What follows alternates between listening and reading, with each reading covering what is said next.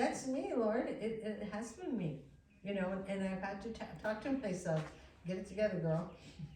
Don't want to miss your mate because you're looking at shoes. Forget about the shoes. Forget about the shoes. Like my granddaughter said one time, the shoes are not important. I'm important.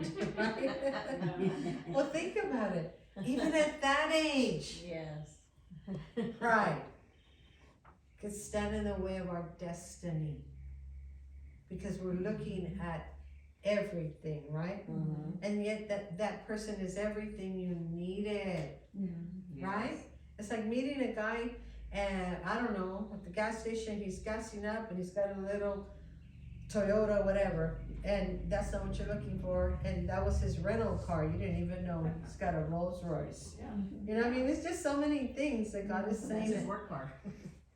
Exactly, his work truck, his work car. There's so many things that we have done not knowing. Does that make sense? Yeah. I mean, my whole life has changed. Really, it has. I mean, I have been humbled because I died and came back when I had COVID. Now where I'm working, my life has been humbled.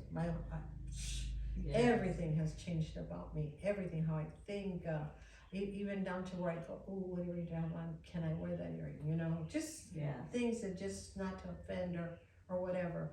But now I'm saying, Lord, now you're moving in a new direction. You're saying, don't make notes sometimes. Just trust me. I think I was, and I don't know if I mentioned. You're a writer like me. Yes, we're writers. And Wednesday night I did a class for a church out in Costa Mesa for how would I say it, Lord? The young generation.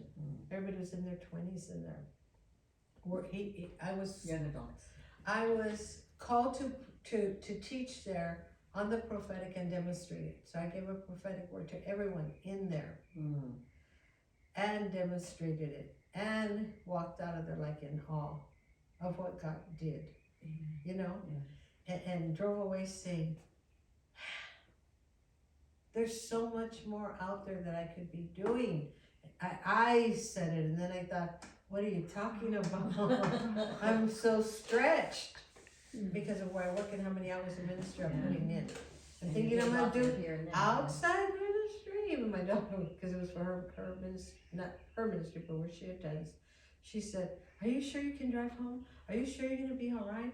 And I said, I'm going to get there in a minute. You know, it's just this little ride from here to there. Home is close compared to where I come from every day, right? Yeah. And the power of God was present. So I believe He's doing the same thing here today. Amen. He's setting you free. Yes. Listen with your hearts, not our ears, because when we respond, we're responding out of head knowledge. Does that make sense? But when we listen deep, then we realize, everybody I was married to, I became, like it or not. I saw myself, I became very rude. I was just rude. I was rude. Somebody said something, boom, man, I'd see something fast back. And I finally realized, I said, God, that's not me. That's him. He's rude. But think about everything your exes were. You became. But if you never acknowledged it, what does that say? You still are. You still are because you didn't get free. That's right. I got free. When I started realizing the things that I was doing, he was out of my life, that I was doing that reminded me of him. I was him. Yes. Then I started seeing it in my children. Deliver them, Lord. Set them free of that. Right? Wow, that's powerful. Think about it. Because who you entertain, you become. Who you entertain, you become, like it or not. If you're around certain people and they're all mean, they're all rude, they're all sarcastic, they have fast comebacks, you know what I mean? Guess what you are? Just like them. Just like them. And you're always around them and you can't stand who they are because of how they treat you, but you are exactly like them because you keep hanging around with them. Because if you didn't like who they are, oh, look at you girls. Think about it. Yeah, if you didn't like them, why are you still there? Oh, they're family. We've been best friends forever. Well, think about it. Yeah, you have to think about it. I to that place lately, you guys, with one of my friends that I've said, do I want to keep entertaining this? I love her. Yeah, I was like, But he said, no, tell her now. You have my permission to tell her. So I told her that day. I said, yeah, all that you're saying. I go, let's compare, girl. I said, look at how I move and look at how you move. Yep. Do you want to be like me? And I go, no, I'm not promoting me. But I'm saying, look at how God is using me. that's right. Because what I've been doing lately, of myself, I'm not saying it's God. I've been saying, man, if I could get several of the women of God that I know that are seasoned to become chaplains like me, we could fill all the prisons, Oh, that'd be awesome. right? Yeah, I'm thinking like that. Why couldn't I train everybody, right? You know what you tell me? They do not walk in what you walk in. You cannot put them in there. You know why? Because the minute they get in there, they're going to think they're all that. They're going to become arrogant. They're going to become prideful. He said, look at other chaplains that you know, which is true, that you know met, that you know, that are religious. They don't even do communion in their prisons. God forbid they pray for people. Just the one that left too, right? You took over her place. Was different than, way different than you. Well, just think about what we're saying, you know. Yeah. I mean, we're on camera. Think about what we're saying. Oh. Think about what we're saying. Let me see her. Think about what we're saying. Yes. We have to see that if you can't see you for who you really are, then you won't be any good to anyone else. Has anybody ever done something? Has anybody told somebody off because you thought they deserved it? And then you walked away, and as you're walking away, you realized, I shouldn't have done it? Yeah. Or did you walk away saying, that was a long time coming, or they deserved it, or they needed to hear it? Some of you have. And what happens is, that makes you not pliable. In other words, he can't entrust you to walk in certain places because that side of you might show up. Does that make sense? That's right. Yeah, I can never, you guys, I can never, because I am who I am, I can never go preach anywhere and judge someone. Yeah. Never. Because then I'm no good. I'm no good. I'm no good. Yeah. I mean, people have told me some doozy stories. And I pray that my eyeballs don't get big because I'm very expressive, you know? And I just gotta stay like, really? Not like, what?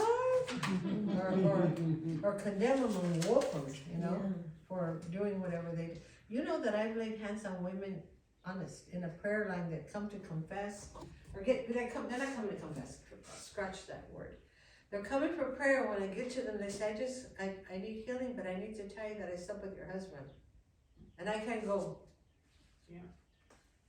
choke them? Yeah. I can't say, what do you mean? I just gotta say, okay, let's repent, number one. Let's get you healed. Then I move on to the next person. You don't know how many times I've done that before in my lifetime. Yep. And had to do it. Did I get them after church? No. No. Did I say, hey, wait a minute, I wanna talk to you? When was it? Where were you? How'd it happen? No. No, I just went home and said, one of the girls was in the prayer line and she just confessed sleeping with you, and how you gonna handle it? Ah, she's a liar. I say, okay, whatever. Right? Do you hear what I'm saying? Yeah. That's Takes a powerful. particular grace to walk in. Yes, it does. Yeah, because God didn't tell me to leave them yet. What do? We have to be gracious. Yep. Yeah, we have to be gracious. So why are we not walking in love towards everyone at every time, right? Yes? Yeah. People get in trouble at work because somebody told on you that you did something which you know you didn't do. Anything you do not do, you don't need to defend. That's right. And even what you did do, you don't need to defend. That's right. You don't need to defend. But we were all taught to what? Defend ourselves. Yeah, I work for a place that if I have to leave early, I don't have to tell them why. I just say I'm skipping out, see you tomorrow. It's awesome. It's kind of weird. What do you mean you don't want to go? Don't have to lie? You know what I mean? Yeah. Yeah. That's awesome. Yeah. I just gotta go. Or I'll be in late tomorrow. Yeah. I think that's amazing. I don't, Yes. you know, not only is it my It's a job, but blessing. my boss, right? Awesome. Well, I kind of feel like I'm working for God. You know what I mean? Like Yes. that's how He is. Yes. He's not questioning you why you did what you did. He just wants you to realize so you can make the change, right? Because you can't, I love this. If everybody is thinking that I'm going to marry a man that can preach the gospel, that knows the scriptures greater than me, that can study powerfully, that looks a certain way, has a certain culture, whatever images, ideas you all have, it's probably not going to be any of the above.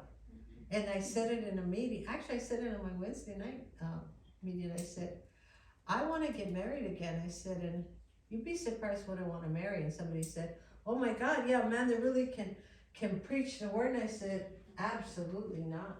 That's right. Everybody went, what?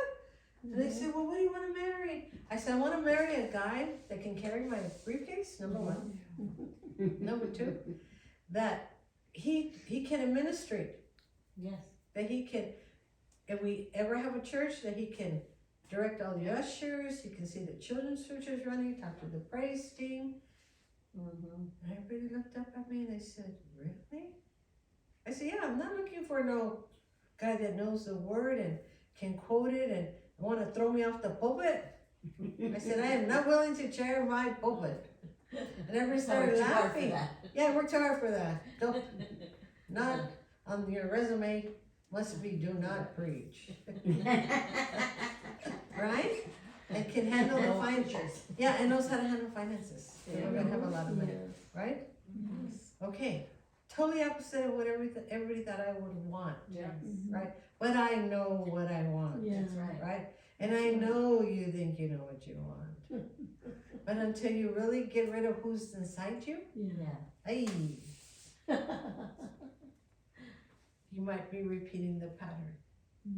Does that make sense? Yes. Yeah, because you could tell us all how horrible he was and what he did and how rude he was and how he always whatever, but you are exactly that way.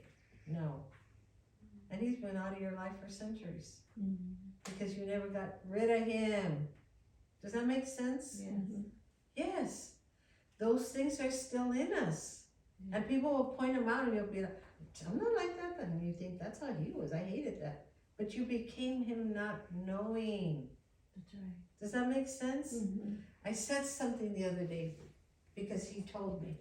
He said, tell the women that if they've ever been sexually assaulted, molested, and men too, that situation literally makes them loyal to whoever they're with, and loyalty, it's true, commitment, loyalty, devoted, whatever you want to call it, makes you blind. Wow, that's heavy. It makes you blind. Because everybody could see he was a thief, everybody could see he was a drug addict, everybody could see whatever you did not see, guess what? Everybody saw it, but who? You. I mean, yeah.